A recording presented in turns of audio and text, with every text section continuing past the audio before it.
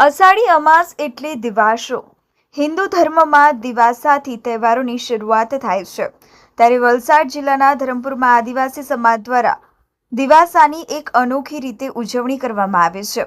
ખેતરોમાં રોપણીનું કામ પૂર્ણ થયાના આનંદમાં અહીં રાજા રજવાડાના સમયથી નારિયેળ ટપ્પાની રમત રમવાની પરંપરા છે।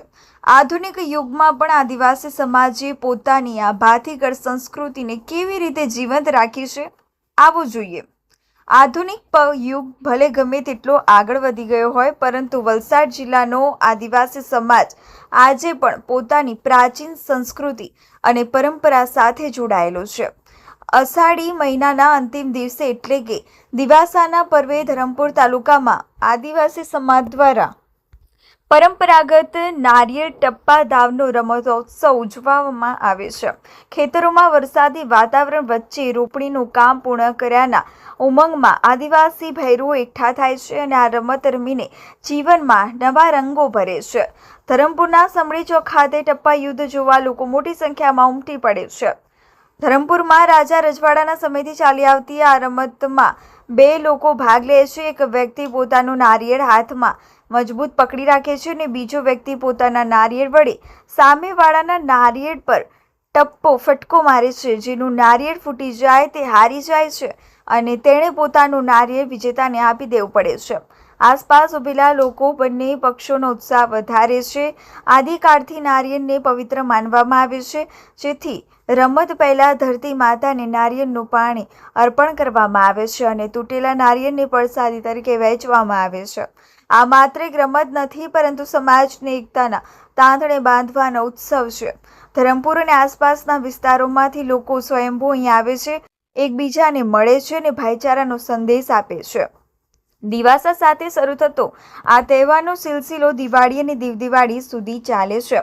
આદિવાસી સમાજની આ પરંપરા સાબિત કરે છે કે મૂળિયા સાથે જોડાયેલો સમાજ ક્યારે પોતાની ઓળખ ગુમાવતો નથી।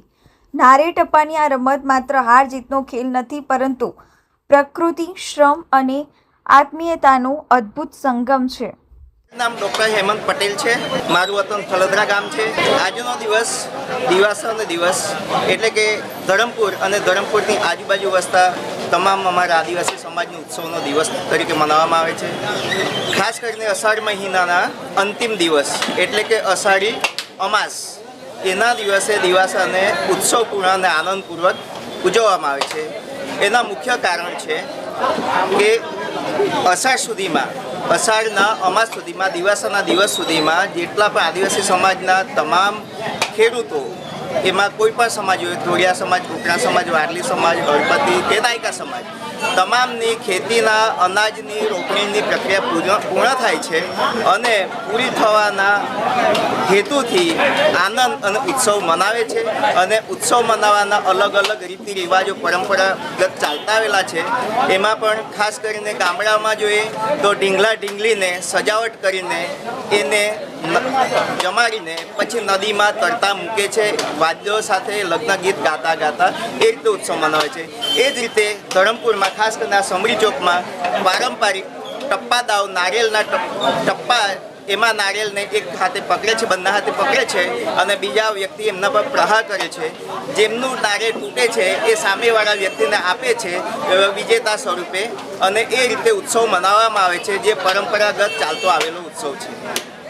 અને દિવાસાના દિવસે ધરમપુરમાં સમડી ચોક, હાથીકાના અને અલગ અલગ સ્થળો ઉપર લગભગ નારિયેળની સંખ્યા ગણીએ તો લગભગ 20,000 થી 25,000 નંગનો ઉપયોગ થાય છે અને જેનો ખર્ચ લગભગ 12-15 લાખ રૂપિયાનો થાય છે।